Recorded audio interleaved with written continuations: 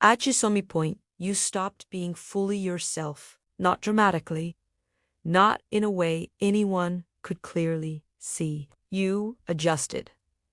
Softer here, quieter there, less opinionated in certain rooms, more agreeable in certain conversations. You laughed when something bothered you. You said it's fine when it wasn't. You downplayed your needs so you wouldn't seem difficult. And none of it felt like betrayal at the time. It felt strategic, it felt mature, it felt socially intelligent. But slowly, almost invisibly, you started becoming someone easier to accept. And in the process, you became harder to recognize. The person you became wasn't fake. It was just edited. Edited for comfort, edited for approval, edited to avoid rejection. And the hardest part, most people will never accuse you of changing because to them, you became better, easier, more accommodating, less disruptive. But internally, something shifted. You started feeling unseen in rooms where everyone liked you. You started feeling tired after interactions that used to energize you. You started noticing resentment in places where you used to feel connection. And you couldn't explain why. Because on the surface, everything looked fine. That's the dangerous part. When everything looks fine, approval conditioning doesn't look dramatic. It looks functional. It looks successful. It looks socially rewarded. This is how approval conditioning works. It doesn't demand that you abandon yourself completely. It asks for small adjustments, and small adjustments are easy to justify. You don't say what you really think, just this once. You don't express that boundary just to keep the peace. You don't share that preference because it doesn't matter that much. Accept it does. Because identity is shaped in repetition. And when you repeatedly choose other people's comfort over your authenticity, you train yourself to shrink. You don't wake up one day disconnected. You gradually drift there. The need to be liked is not weakness. It's wiring. Humans evolved in groups. Belonging meant survival. Rejection meant danger. So your nervous system treats social disapproval as a threat. That's why speaking honestly can feel physically uncomfortable. That's why saying no can feel like guilt. That's why disappointing someone can feel heavier than disappointing yourself. And if you learned early in life that love was conditional, that approval came when you were helpful, agreeable, impressive, or easy, you adapted. You became skilled at reading rooms. You anticipated needs before they were spoken. You adjusted your tone depending on who you were around. You became low maintenance. You became emotionally slow. You became the person no one had to worry about, and everyone appreciated you for it. Teachers liked you. Friends relied on you. Partners felt comfortable with you. Family members described you as easy. But appreciation is not the same as being known, and being liked is not the same as being understood. There is a quiet exhaustion that comes from performing a version of yourself that feels acceptable. It's subtle. You won't collapse. You'll function. You'll succeed. You'll even be admired. But internally, there's a gap, because admiration for the edited version of you does not feel like connection. It feels conditional, and conditional connection creates hypervigilance. You start monitoring yourself. Did I say too much? Was that too intense? Did I make things awkward? Should I have just stayed quiet? You become both participant and observer in your own personality. And that split is draining. The more you are rewarded for being agreeable, the harder it becomes to risk being real. You start fearing that if you show your frustration, your intensity, your disagreement, your preference, you will lose what you've built. So you stay consistent, predictable, pleasant, and gradually you forget what you actually prefer. You say, I don't mind. You say whatever works. You say, I'm easy. Until one day, someone asks what you want and you genuinely don't know, because you've trained yourself to prioritize harmony over honesty. And harmony without honesty is fragile. The problem with becoming who people like is that you start attracting people who benefit from that version. They rely on your flexibility. They depend on your accommodation. They expect your understanding. They assume your tolerance. And the moment you shift, the moment you assert something small, it feels like disruption.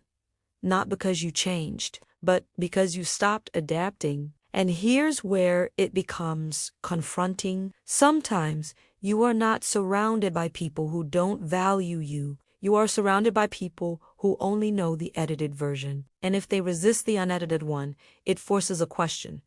Were they connected to you or to your convenience? That question is uncomfortable because it means some relationships may not survive your authenticity. This is not about becoming difficult. It's not about swinging to the opposite extreme.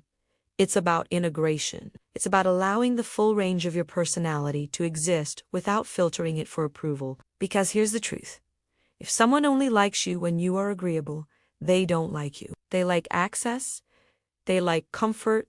They like predictability. Real connection includes friction. Real connection includes disagreement. Real connection includes the possibility that someone might not always choose you. And that's the part most people avoid. Because rejection feels personal. But living as a reduced version of yourself is also personal. It just hurts more quietly. There's a reason high-functioning, people-pleasing is hard to detect. It doesn't look desperate. It looks competent, it looks kind, it looks emotionally intelligent. But underneath it is a subtle fear. If I am fully myself, I might not be chosen.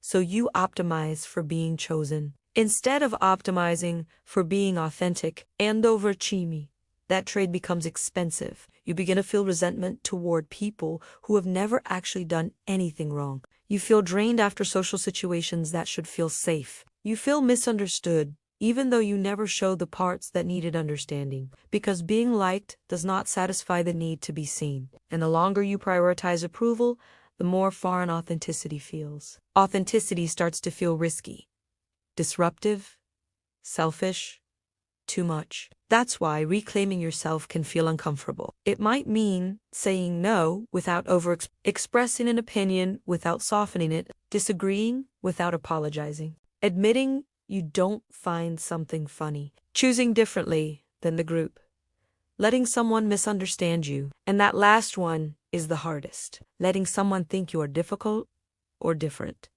or no longer as easy. Because identity shifts create social ripple effects. Some people will adjust, some people will deepen, some people will quietly distance themselves, and that's the real fear.